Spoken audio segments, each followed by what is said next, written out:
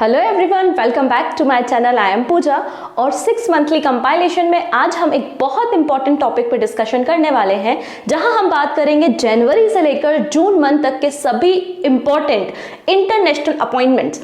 जैसे कि आप लोग अक्सर एग्जाम में देखते हैं किसी कंट्री के कोई प्रेसिडेंट अपॉइंट हुए हैं या प्राइम मिनिस्टर को इलेक्ट किया गया है या फिर किसी इंटरनेशनल ऑर्गेनाइजेशन जैसे कि NATO, Asian development bank, BIMSTEC, अगर इनमें कोई अपॉइंटमेंट हुई है और अगर वो इंडियन है तो डेफिनेटली वो आपके एग्जाम में पूछा जाता है।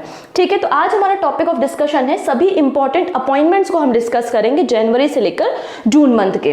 क्लियर है? ये वीडियो आपके सभी एग्जाम के लिए, जितने भी वनडे एग्जाम होते हैं, इनफैक्ट आपके वनडे के अलावा जो अदर स्टेट एग्जाम है, CUET एग्जाम है, सभी के लिए यूजफुल रहने वाला है। तो वीडियो को एंड तक देखना है। ओके, स्टार्ट कर लेते हैं।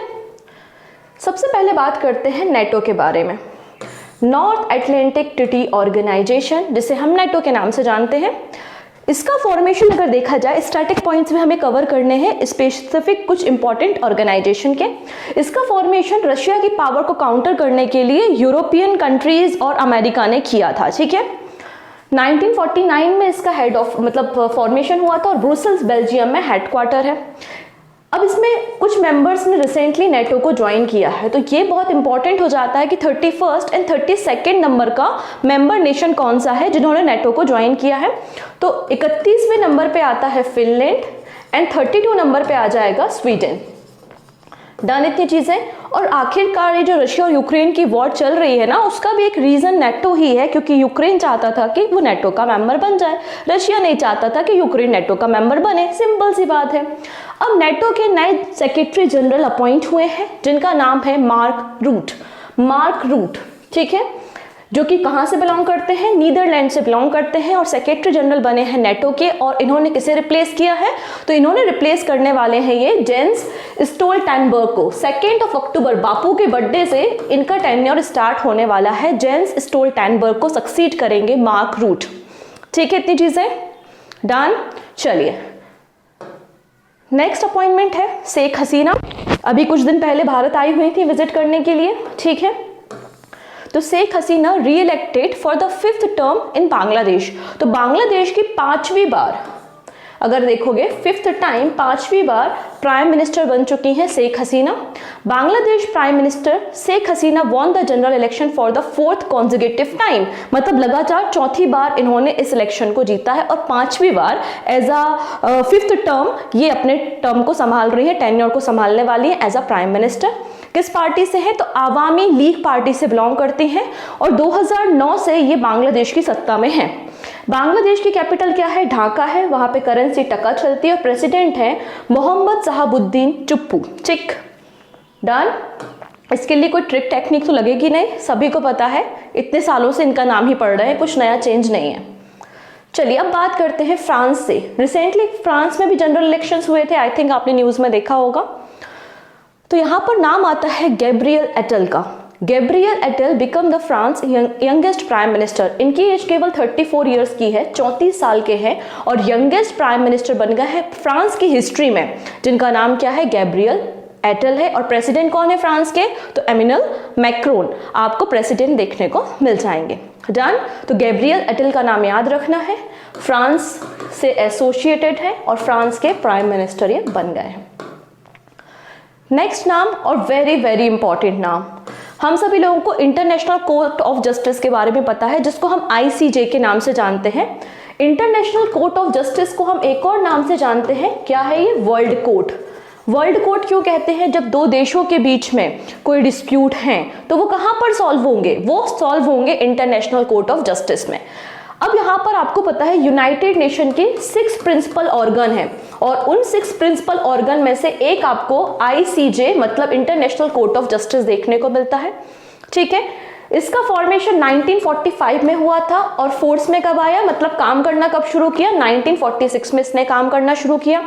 इसका हेडक्वार्टर बोल सकते हो आप कि कहां पर है? इंटरनेशनल कोर्ट ऑफ जस्टिस आपको हैग नीदरलैंड में देखने को मिलेगा, हैग नीदरलैंड में देखने को मिलेगा। और फ्रेंच और इंग्लिश ऑफिशियल लैंग्वेज आपको देखने को मिलेंगी इंटरनेशनल कोर्ट ऑफ जस्टिस की।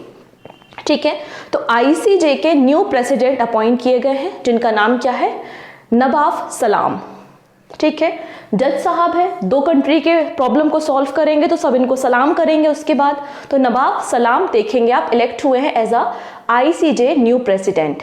Okay done. कहाँ से बिलोंग करते हैं? तो ये लेबनान से बिलोंग करते हैं। तो इनका देश भी याद रखना है कि लेबनान के पहले पर्सन हैं जो ICJ के प्रेसिडेंट बने हैं।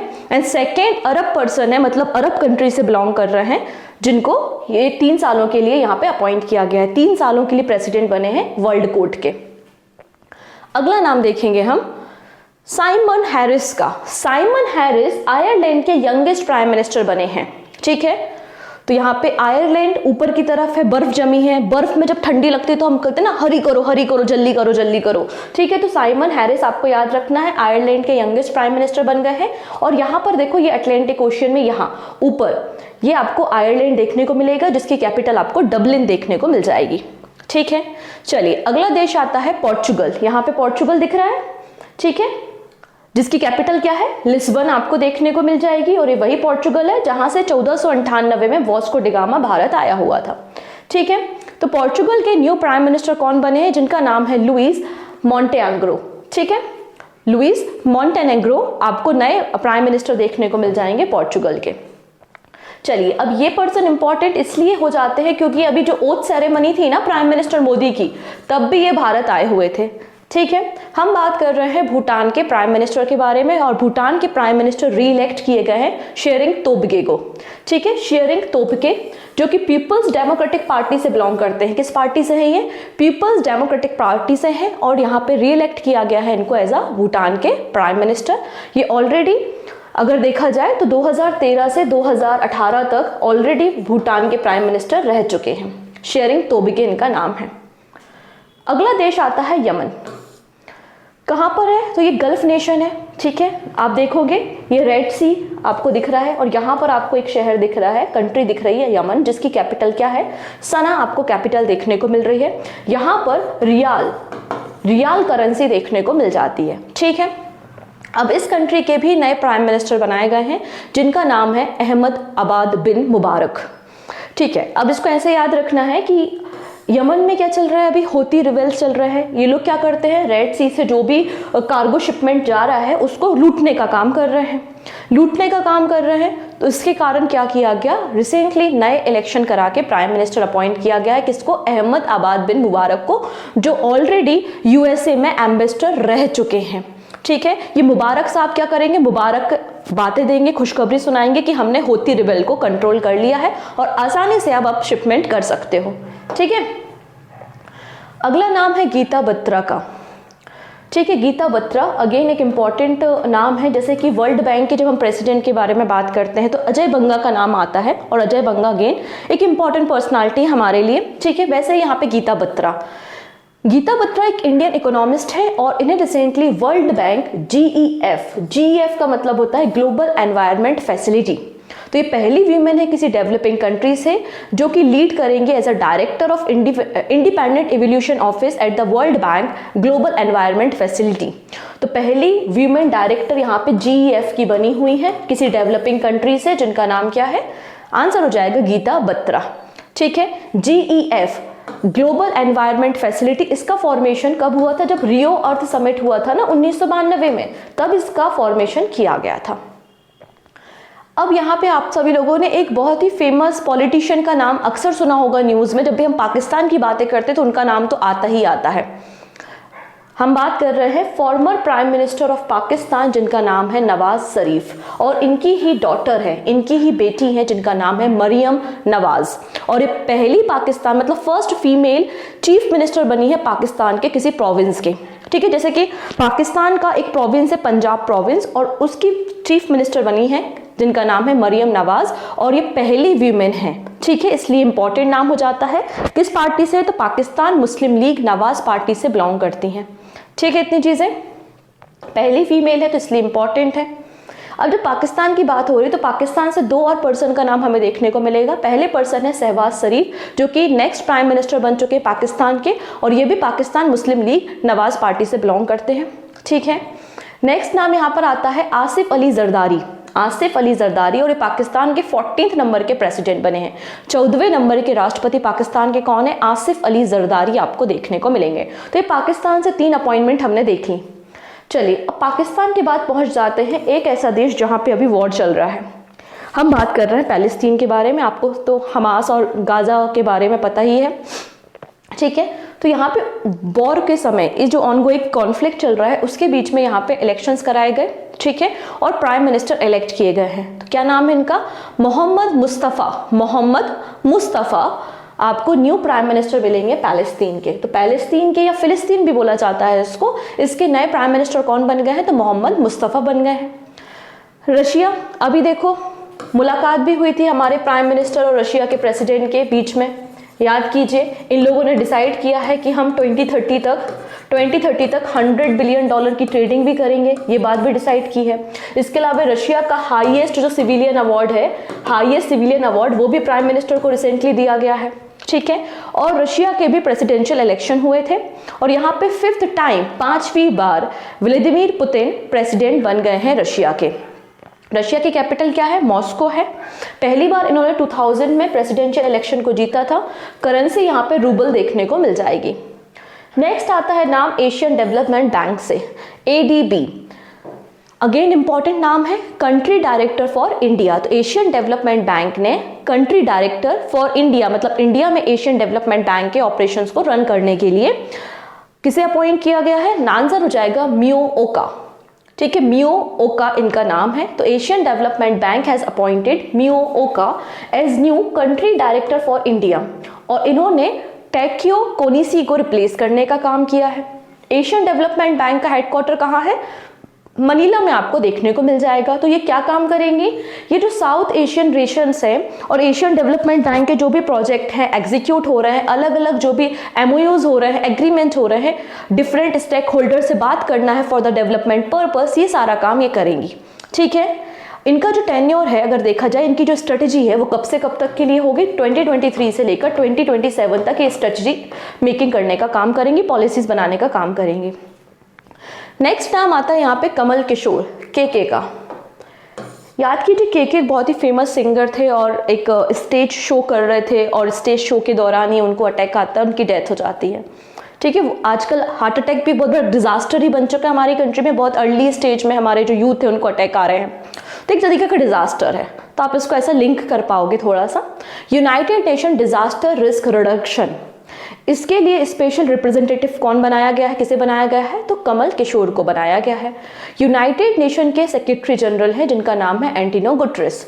इन्होंने रिसेंटली कमल किशोर को अपॉइंट किया है as a new assistant secretary general and special representative of secretary general for disaster risk reduction, और इन्होंने जापान के मामी मिजोतोरी को रिप्लेस करने का काम किया है।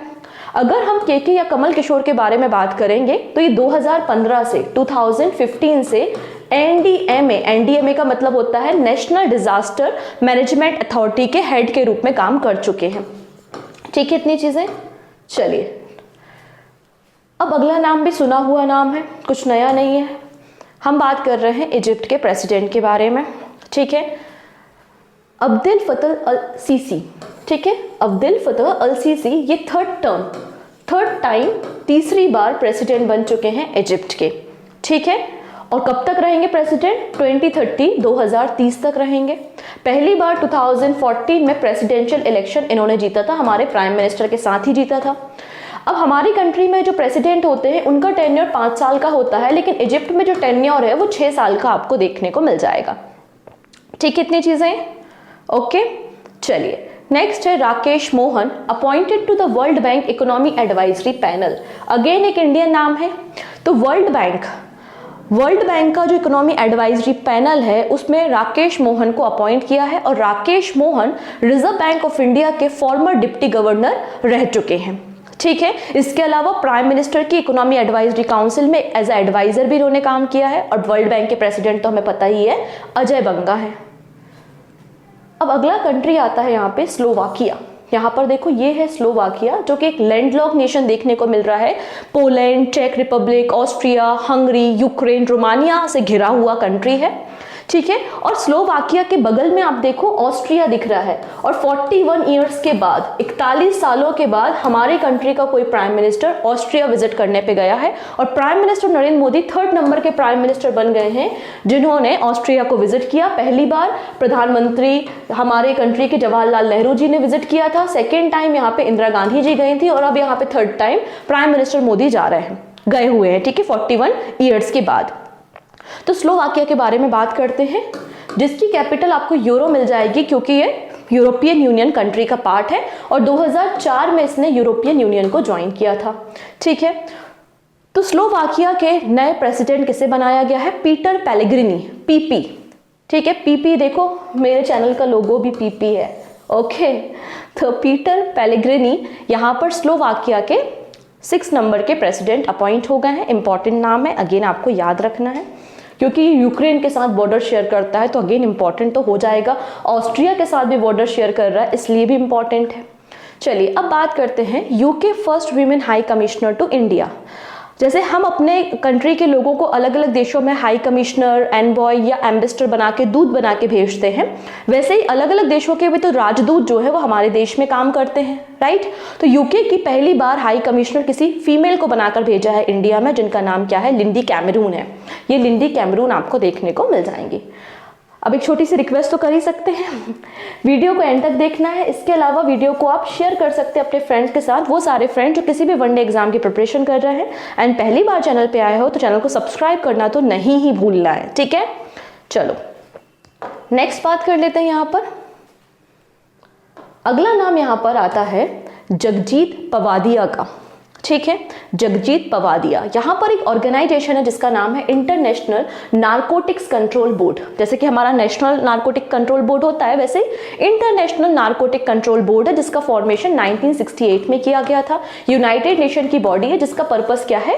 ड्रग एब्यूज या ड्रग के जो क्राइम्स हैं, ड्रग की जो इलीगल तस्करी हो रही है उसको रिड्यूस करना इसका मकसद है। मतलब हमें पॉलिसीज बनानी है और ड्रग के कंजप्शन को रिड्यूस करना है, सिंपल शब्दों में अगर बोला जाए, जिसमें 13 मेंबर होते हैं, ठीक है। अब 2025 से लेकर 2030 के लिए, 2025 से लेकर 2030 तक के लिए 5 सालों के लिए जगजीत पवादिया को रीइलेक्ट किया गया है। तो ये तीसरी बार रीइलेक्ट हो रही है, 3rd टाइम रीइलेक्ट हो रही है। किसमें? इंटरनेशनल नारकोटिक कंट्रोल बोर्ड में as a member, okay. Next, इनका नाम भी आपने कई बार सुना होगा। G20 समिट जब हुई थी तो भारत में भी आई हुई थी विजिट करने के लिए, ठीक है। इंटरनेशनल मॉनेटरी फंड मतलब IMF, international monetary fund IMF की फिर से 5 सालों के लिए मैनेजिंग डायरेक्टर अपॉइंट की गई है जिनका नाम है क्रिस्टलियाना जॉर्जीवा, ठीक है। तो Kristalina Georgieva reappointed international monetary fund managing director for another 5 year, ठीक है। फिर से 5 सालों के लिए अपॉइंट किया गया है और इनका जो नया वाला टेन्योर है वो 1 अक्टूबर 2024 या 2024 से स्टार्ट हो जाएगा, ठीक है। 2019 में इनको पहली बार 5 सालों के लिए मैनेजिंग डायरेक्टर बनाया गया था IMF का। डन। किस कंट्री से बिलोंग करती हैं? तो आंसर हो जाएगा बुल्गारिया। किस कंट्री से बिलोंग करती हैं? आंसर है यहाँ पर बुल्गारिया से बिलोंग करती हैं, ठीक है। नेक्स्ट, अगला नाम आता है लॉरेंस वोंग का। लॉरेंस वोंग नए प्राइम मिनिस्टर बनाए गए हैं सिंगापुर के। पहले डिप्टी प्राइम मिनिस्टर थे सिंगापुर के, अब ये प्राइम मिनिस्टर बन गए हैं सिंगापुर के, ठीक है। तो लॉरेंस वोंग इनका नाम है, ठीक है। अब यहाँ पे इन्होंने रिप्लेस किसे किया? इन्होंने रिप्लेस किया है ली सेंग लूंग को, जो कि 2004 से सिंगापुर के प्राइम मिनिस्टर के रूप में काम कर रहे थे, ठीक है। सिंगापुर में भी अगर देखा जाए तो यूनिकैमरल आपको व्यवस्था देखने को मिलती है। यहाँ की जो पार्लियामेंट है उसमें 94 मेंबर्स आपको देखने को मिल जाते हैं। 84 इलेक्ट होते हैं, 10 नॉमिनेटेड होते हैं और 5 साल पार्लियामेंट का टेन्योर होता है, जैसे हमारे देश में होता है। नेक्स्ट नाम आता है गीता सब्रवाल का। Geeta Sabharwal appointed as UN resident coordinator in Indonesia. United Nation में कोऑर्डिनेट करने के लिए किसे अपॉइंट किया गया है? यूनाइटेड नेशन ने इंडोनेशिया में कोऑर्डिनेशन करने के लिए गीता सब्रवाल को अपॉइंट किया है और ये appointment United nation security general Antonio Guterres ने की है, ठीक है। United nation resident coordinator in Indonesia कौन बन गई हैं? गीता सब्रवाल बन गई हैं। अगला देश आता है पनामा। तो पनामा वर्ल्ड फेमस है, किस लिए? पनामा नहर के लिए है, ठीक है, आप देखो ये सेंट्रल अमेरिका में आपको देखने को मिलेगा, कैरेबियन कंट्री है या कह सकते हो कि लैटिन अमेरिकन कंट्री आपको देखने को मिलेगी, पनामा। ठीक है, और पनामा जो नहर है वो पैसिफिक ओशियन और अटलांटिक ओशियन को कनेक्ट करने का काम करती है। ठीक है, जिसकी कैपिटल तो पनामा सिटी है और यहाँ पे जो करेंसी चलती है उसका नाम है बाल्बोआ। बाल्बोआ यहाँ पे करेंसी देखने को मिल जाएगी। ये जो पनामा कैनल है ना, आपको जो अटलांटिक ओशियन और पैसिफिक ओशियन को कनेक्ट करने का काम कर रही है, ये 82 किलोमीटर लॉन्ग कैनल आपको देखने को मिलेगी। लगभग 82 किलोमीटर लंबी आपको ये कैनल देखने को मिलती है, जिसको यूनाइटेड नेशन ने कंट्रोल करना शुरू किया था 31 दिसंबर 1999 से। ठीक है, बाद में इसको पनामा की गवर्नमेंट को ट्रांसफर कर दिया गया। चलो अब बात कर लेते हैं हम, यहाँ पर प्रेसिडेंशियल इलेक्शन हुए थे और पनामा के 5 सालों के लिए 5 इयर्स के लिए प्रेसिडेंट किसे बनाया गया है? आंसर हो जाएगा जोस राउल मोलेनो को। ठीक है, देखो कितने जोश में दिखाई दे रहे हैं ये। ठीक है, नेक्स्ट वियतनाम। सो वियतनाम की कैपिटल क्या है? हनोई है। वियतनाम अगर देखा जाए तो साउथ चाइना सी के साथ बॉर्डर शेयर करता है और काफ़ी ज़्यादा विवादित आपको साउथ चाइना सी देखने को मिल जाएगा। तो वियतनाम की कैपिटल हनोई है और वियतनाम में भी प्रेसिडेंशियल इलेक्शन हुए थे और वियतनाम के नए प्रेसिडेंट हैं तो लैम।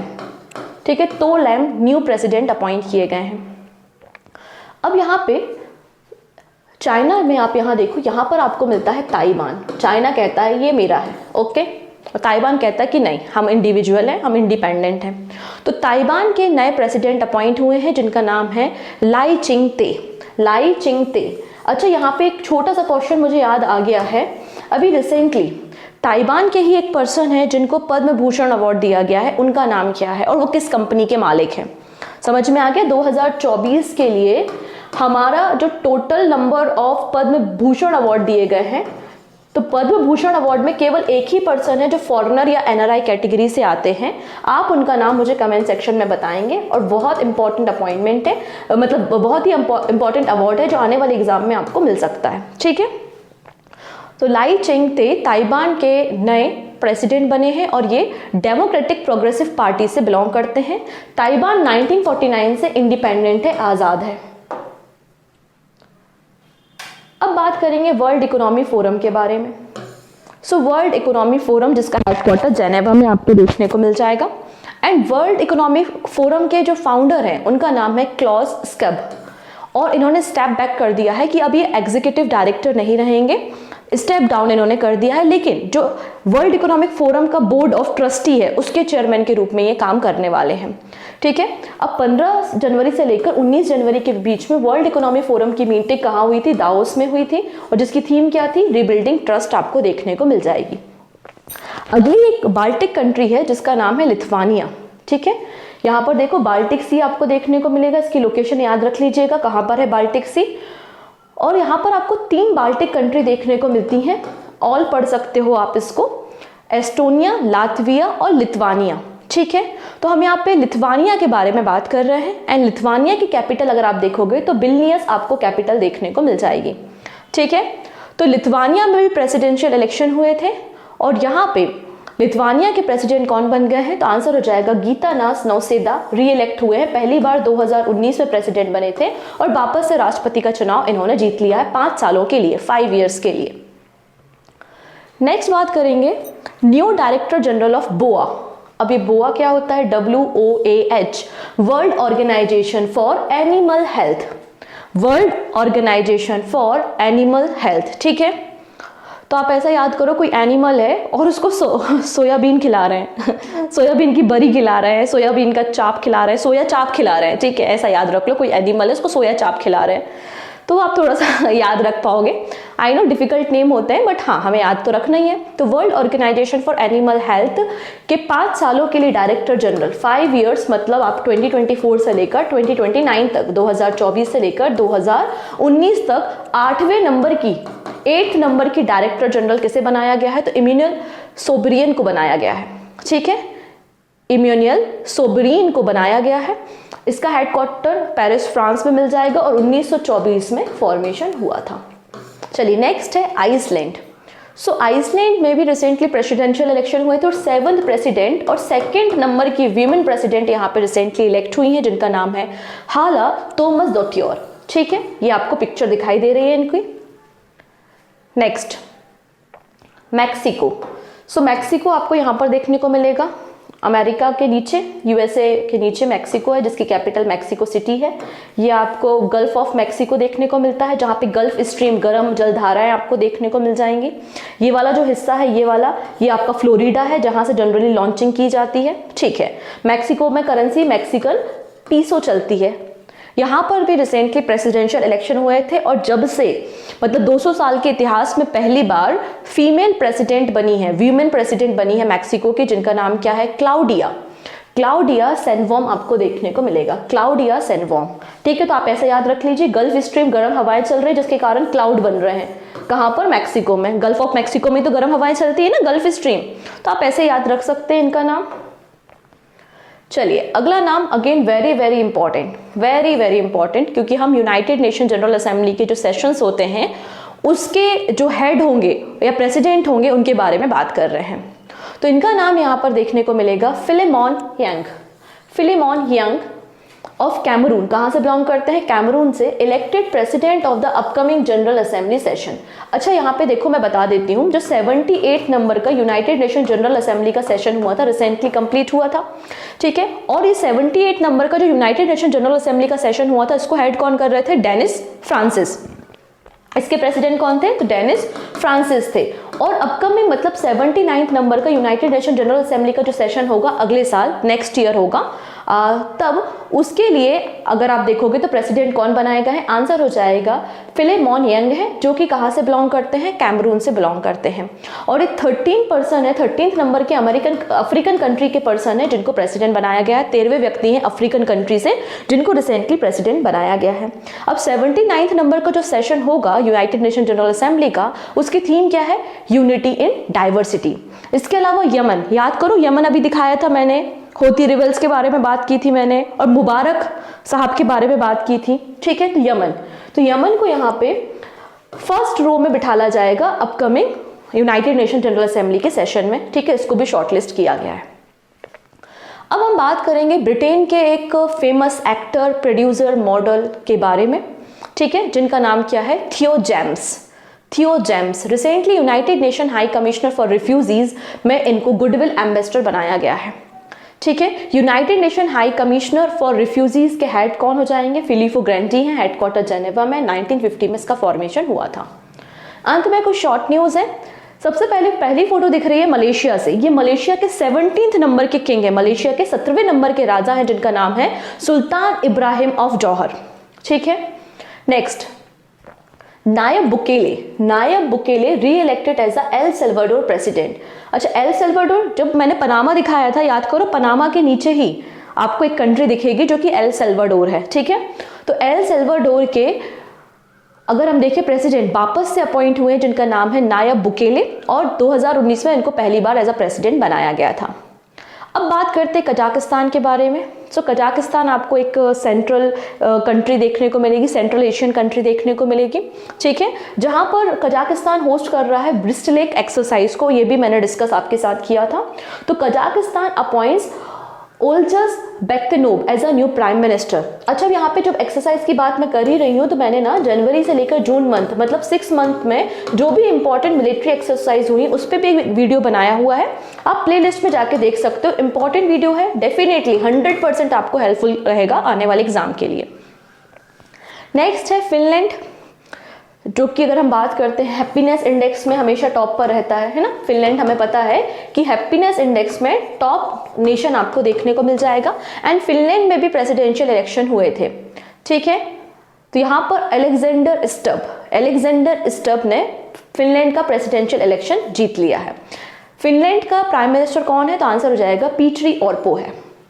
नेक्स्ट बात करेंगे बोइंग के बारे में, बोइंग डिफेंस इंडिया।